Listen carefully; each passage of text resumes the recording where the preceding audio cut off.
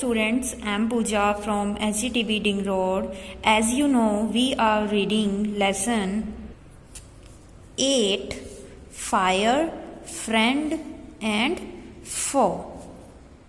Students, today we are going to read next part of this lesson. So let's start. We spend millions of rupees each year in fighting fires, यानी कि हम देखो क्या करते हैं, लाखों रुपए खर्च करते हैं क्या करने के लिए, फायर से लड़ने के लिए.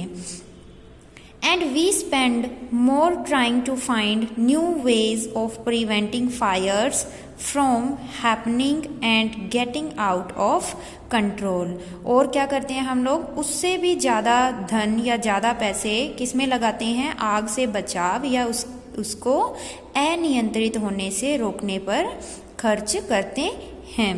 On the whole we have learned rather well to control fire and put it to good use in our everyday life. और संक्षेप में क्या है, हमने आग को नियंत्रण में रखना और दैनिक जीवन में उसका सदुपयोग करना सीख लिया है. लॉन्ग एगो, बहुत समय पहले क्या था, देयर वर नो फायरमैन, यानी कि कोई भी आग बुझाने वाला नहीं हुआ करता था. व्हेन फायर ब्रोक आउट, जैसे ही आग लग जाती थी तो क्या होता, everybody became a firefighter, हर कोई व्यक्ति क्या बन जाता था, आग बुझाने वाला बन जाया करता था. People formed human chains, they still do if required, यानी ऐसा कब करते थे वो, जब आवश्यकता होती थी तब करते थे, यानी कि वो किसमें एक चैन बना लेते थे, खुद की एक श्रृंखला बना लेते थे. And passed buckets of water from a well और a pond to the blaze. और क्या करते थे वो लोग, किसी कुएं या तालाब से पानी की बाल्टियां भर भर कर आग पर डालने के लिए ले जाते थे. कैसे, ये देखो हमारी बुक में एक पिक्चर भी दी गई है. ये देखो कैसे इन्होंने एक ह्यूमन चेन बनाई हुई है और किसी के पास पानी का घड़ा है, किसी के पास पानी की बाल्टी है. वो लोग क्या कर रहे हैं, सारे इकट्ठे होकर यहाँ एक घर में लगी आग को बुझाने की कोशिश कर रहे हैं. Now there are laws about building construction which ensure that space is left between buildings to reduce the fire risk.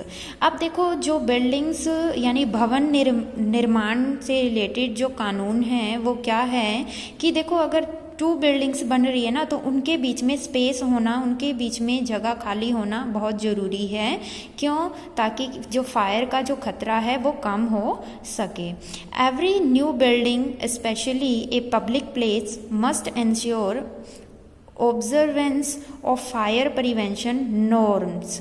Norms क्या होते हैं, इंस्ट्रक्शंस. तो ये क्या कह रहे हैं, यानी हर नया भवन, विशेषकर सार्वजनिक स्थान जहाँ पे हो, ठीक है, वहाँ पे जो भवन हो उसमें आग रोकने के नियमों का पालन करना क्या होगा, अनिवार्य होगा. नेक्स्ट क्या है, बैंड्स होते हैं समूह या group of fire fighting workers with special equipment known as fire brigades are there to put out fires. अब क्या है, विशेष उपकरणों से सुसज्जित, जिन्हें हम लोग क्या बोलते हैं, फायर ब्रिगेड, ठीक है, जो क्या करते हैं, फायर को बुझाते हैं. वो उन क्या करते हैं, आग पर काबू पाने को तत्पर रहते हैं.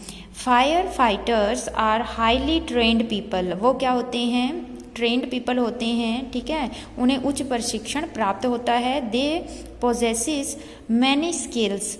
अब क्या होती हैं कि उनके पास अनेक प्रकार की स्किल्स होती हैं. दे कट ऑफ इलेक्ट्रिसिटी सप्लाई. अब वो क्या करते हैं, बिजली की आपूर्ति को काट देते हैं. Knock down dangerous walls, spray water and other materials to bring fire under control. उसके बाद वो क्या करते हैं, जो खतरनाक दीवार है उनको गिरा देते हैं और आग पर काबू पाने के लिए वे पानी और अन्य चीज़ों का छिड़काव करते हैं. They are also trained in first aid so that They can help people suffering from burns और from the effects of smoke।